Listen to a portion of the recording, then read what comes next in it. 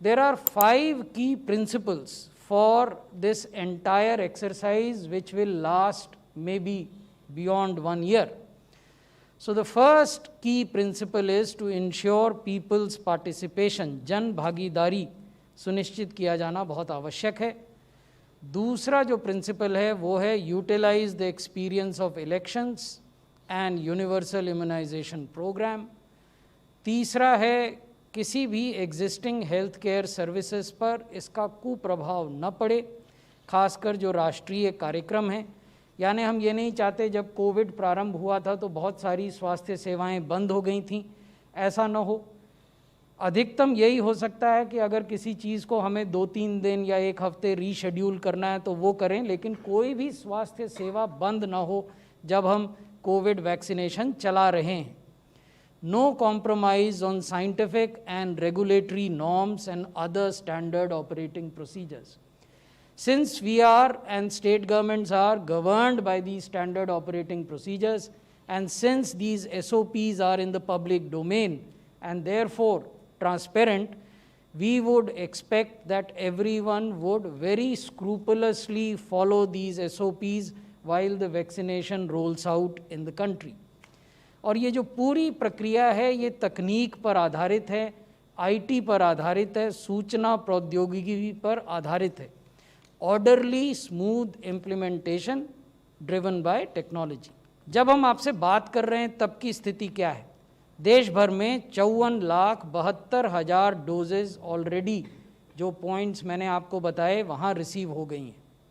और 100% डोजेज 14 जनवरी 2021 तक रिसीव हो जाएंगी. व्हेन आई से 100%, उसका अर्थ है 1,10,00,000 डोजेज जो कि SII से आएंगी और 55 लाख डोजेज जो कि भारत बायोटेक लिमिटेड से आएंगी. हमारी राज्यों से क्या अपेक्षाएं हैं? Our expectations from state governments and UTs is that all logistics should be ready for the actual roll out from 16th January 2021.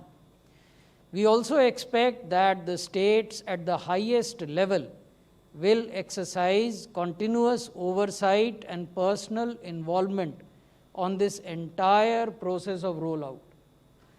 ये इसलिए ज़रूरी है क्योंकि ये कोई 1 दिन, 10 दिन या 1 महीने की प्रक्रिया नहीं है. We are not a country with a population of 6 crores. We are a country with a population of 137 crores. So therefore, we need to ensure that while we proceed ahead, this is monitored at every level in the state as well as UTs. This will ensure that all targeted beneficiaries receive the vaccine. This will also ensure that there is no wastage, because we have started getting news of wastage happening in Western countries. This will ensure that everyone knows what they are supposed to do, because that is also a kind of feedback that we are getting. Because as we speak to you today, there are roughly 50+ countries in the world where vaccination has started. But all these 50+ countries have population which is much smaller than ours. So therefore our challenge is that much greater. It is that much more complex. Therefore we need to be more prepared. फिर हमारी अपेक्षा ये है कि जो संवाद हो उस पर विशेष ध्यान दिया जाए. Special focus on communication. क्यों संवाद आवश्यक है? ताकि हम एक प्रोत्साहजनक वातावरण का निर्माण कर सकें, इनकरेजिंग एनवायरनमेंट. किस बात का एनवायरनमेंट? कि वैक्सीन सेफ हैं. वैक्सीन लगाने से आपके शरीर में रोग प्रतिरोधक क्षमता पैदा होती है, immunogenicity. They produce immune response in your body. So this is established. There is absolutely no doubt about safety and immunogenicity. सबसे महत्वपूर्ण बात, there is a gap of 28 days between 2 doses, at least for the vaccines that we are administering in this country. And it is only after 14 days of receiving the second dose that effectiveness begins. So therefore, we are highlighting that COVID appropriate behavior is a must. You cannot say कि मुझे तो 1 dose लग गया है, अब मैं कुछ भी कर सकता हूँ. या मुझे 2 डोज लग गए, अब मुझे मास्क पहनने की ज़रूरत नहीं है। तो ये सब मिथ्या विचार अपने मस्तिष्क से निकाल दीजिए। जब वैक्सीनेशन हो उसके 14 दिन बाद ही उसका इफ़ेक्टिवनेस प्रारंभ होता है।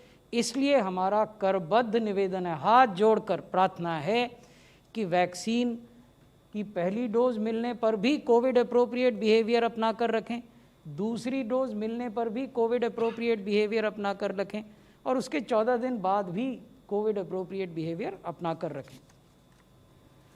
चिन्हित करना चाहेंगे कि दोनों ही वैक्सीन जो इमरजेंसी यूज़ ऑथराइजेशन के लिए कर दिए गए हैं, ऑथराइज कर दिए गए हैं, वो बिल्कुल हमें कोई डाउट नहीं होना चाहिए कि वो सेफ़ हैं। ये दोनों vaccine safest of the vaccine हैं। इनका अगर आप डेटा देखें, हज़ारों व्यक्तियों में इनको टेस्ट किया गया है, दोनों वैक्सीन को कुल मिला के अगर आप देखें तो साइड इफ़ेक्ट्स आर नेग्लिजिबल। और किसी भी जितने भी वैक्सीन हैं हमारे, टेटनस टॉक्सर्ड से लेके हेपेटाइटिस तक, तो उनके साथ भी अगर आप कंपेयर करेंगे तो ये उनमें कम से कम साइड इफ़ेक्ट्स वाले, एडवर्स इफ़ेक्ट वाले वैक्सीन है। कोई रिस्क नहीं है, there is no risk of any significance. Let's be reassured, give this message. और इस मैसेज को बिल्कुल आपके सामने सच्चाई और जिम्मेवारी से हम प्रस्तुत कर रहे हैं। मामूली दर्द होगा, टीका लगने से होता ही है, मामूली हरारत होगी, लेकिन सेफ़ है, बिल्कुल सेफ़ वैक्सीन है। और हमें इन वैक्सीन को अपनाना है और इन वैक्सीन के द्वारा अपने को बचाना है, अपने परिवार को बचाना है और देश को इस महामारी से उभारना है। इंडियन मेडिकल एसोसिएशन ने, जो कि डॉक्टर्स की सबसे बड़ी संस्था है, 3.5 लाख उनके मेंबर हैं, 1800 उनकी ब्रांचेस हैं देश भर में, उन्होंने इन वैक्सीन को अपनाने का फैसला किया है। उन्होंने they have given a call that every one of your members will embrace the vaccines, and they have supported the great idea of having 2 indigenous vaccines for this great program. मैं उनका धन्यवाद भी करता हूँ और उनको इस बात के लिए बधाई भी देता हूँ कि उन्होंने एक गर्मजोशी से इस मुहिम को आगे बढ़ाने का इतना बड़ा फैसला लिया है।